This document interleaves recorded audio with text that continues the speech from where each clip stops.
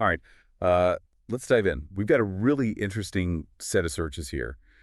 And it seems like women's college basketball has really caught your eye lately, specifically the rivalry between UConn and South Carolina. You've really been digging into that. Yeah, it looks like way more than just a casual interest. This is like you're trying to get to the heart of what makes this matchup tick. Yeah, exactly. Like you're trying to piece together the whole story, key players, past championships, future implications, and even how to actually watch the games. That's what we do here, right? We try to take these searches and figure out what the bigger picture is, what's driving this curiosity. Exactly. So our mission today is to go beyond just listing out these searches.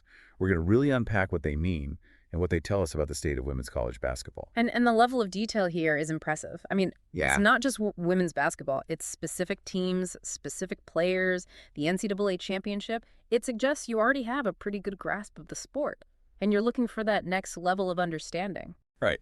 And to start, we're going to explore the two teams in the center of it all. UConn Huskies, women's basketball, and South Carolina Gamecocks, women's basketball. These two programs have, in many ways, really defined the modern era of women's college basketball. I mean, think about UConn's incredible run of championships under Gino Auriemma. That set the bar for everyone. And now South Carolina under Dawn Staley. They're built to challenge that dominance. And it's not just about the teams either. You've been searching for specific players too, like Paige Buchers, Azzi Fudd, Sarah Strong, Malaysia, Full Wiley, Joyce Edwards. These are some of the biggest names in the game. And for good reason. They often dictate the outcome of these huge games. Think about Bucher's ability to just take over a game, or Fulwiley's incredible athleticism. It's those individual matchups within the team context that make this rivalry so captivating. Absolutely. And it looks like you're also interested in the timeline here.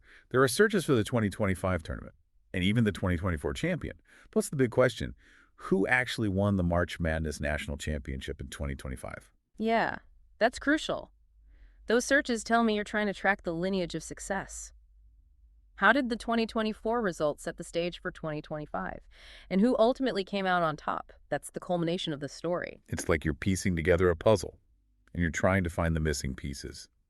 You also seem interested in the historical context, too, with searches for UConn's past national championships. Right, you're not just looking at one game or one season. You're considering the legacy of these programs, UConn's dynasty, and how South Carolina is trying to build its own. It's like the clash of the titans, the old guard versus the new blood. Yeah. And finally, you even search for things like scores, schedules, and where to watch these pivotal games. Because what's the point of all this interest if you can't actually see the games right? You want to follow the action in real time, experience the rivalry firsthand. Exactly. So let's start with the UConn-South Carolina rivalry. Why is this matchup so consistently captivating? Is it really just about two great teams going head-to-head? It's more than that. For one thing, you've got a fascinating stylistic contrast. UConn, often known for their fluid offense, guard play, very smooth South Carolina under Dawn Staley. They're built on physicality, rebounding, strong post presence. It's a clash of basketball philosophies. Right. It's not just about who scores more. It's about how they do it. Yeah. And that makes it so much more interesting. And the fact that these are two of the most successful programs in women's basketball history, that just adds another layer of intrigue. Absolutely. These games become a proving ground for different approaches to the game. And beyond the X's and O's, you've got that narrative of UConn's sustained excellence facing South Carolina's ambition to reach the very top. It's a story of legacy versus the hunger to create one. It's like David and Goliath, Mm-hmm. but with way more national championships on both sides. And speaking of those championships, it seems like you were really following their journey through the 2025 tournament. You searched for who won March Madness 2025 National Championship 2025 basketball alongside all the UConn and South Carolina stuff. It's like you were glued to the action, seeing these two teams as the main contenders, and you wanted to know how it all ended, who reached the pinnacle. Exactly. And the fact that you also searched for who won Women's March Madness 2024 suggests you were trying to understand the context leading into the 2025 tournament, like setting the stage. Who was the defending champion? Was there a chance for a repeat? Right. Knowing who won in 2024 adds a whole new layer to the story. It helps you frame the stakes for the following year. It's like the first chapter in a really exciting book. And it's not just about UConn and South Carolina either. You've got all these searches for Women's March Madness, NCAA Women's Championship, Women's National Championship.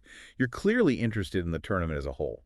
This speaks to the bigger picture. The rising tide of interest in women's college basketball. It's not just about one rivalry. It's about the excitement of the entire event, the upsets, the Cinderella stories, the incredible talent on display. Yeah, it's like March Madness is becoming a cultural phenomenon.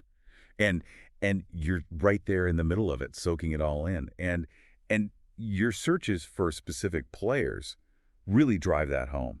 You're not just interested in the teams. You're interested in the individuals who make them great. Right.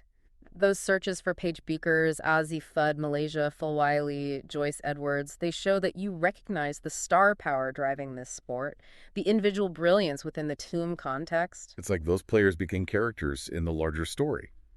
And you're invested in their journeys too.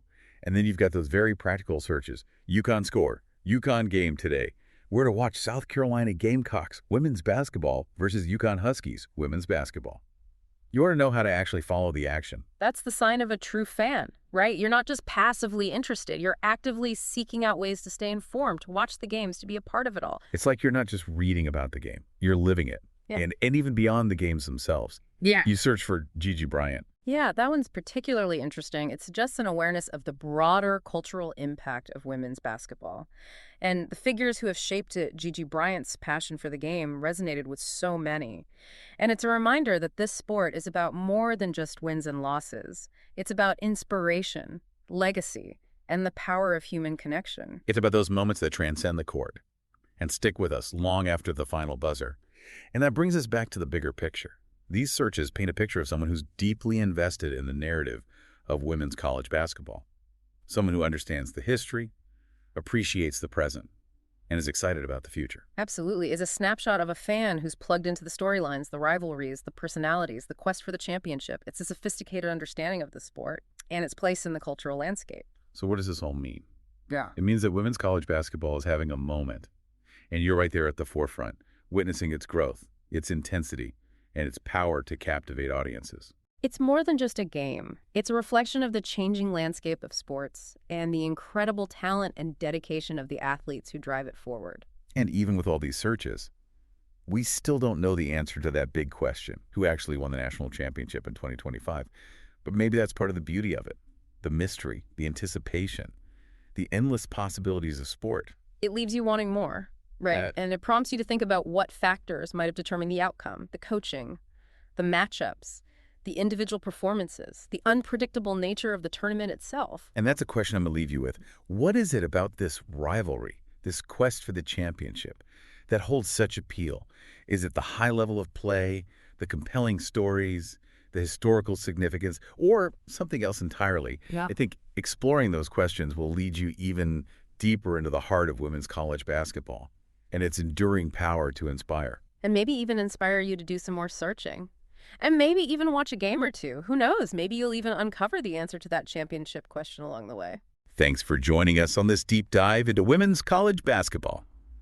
Until next time, keep searching, keep exploring, and keep that passion for the game alive. Absolutely. Go Gamecocks and go Huskies. You got it. Today is your lucky day. Today is the day that our $3 website works for you, paying you directly to your PayPal daily. Imagine $3 ongoing continuous payments to your PayPal account. Imagine falling asleep and waking up to $300 in your PayPal account. How would this make you feel? How could this help you? What bills could you pay? What kind of fun could you have? What does that retirement look like now? All for a one-time payment of $3. This website is DFY done for you, fully built and completely hosted, and never stops collecting payments for you. You have spent $3 on coffee on a regular, but that coffee won't help you create multiple streams of income. Click the link below.